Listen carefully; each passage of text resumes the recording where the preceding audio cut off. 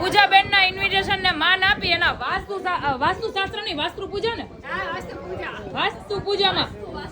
વાસ્તુ પૂજામાં છે ને જો આ બધા ઇન્ફ્લુએન્સર આવી ગયા. આમ જુઓ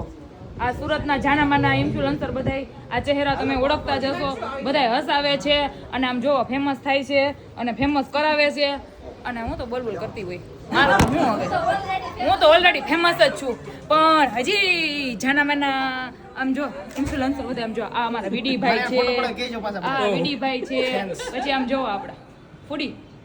દીપકભાઈ હા જો અને આ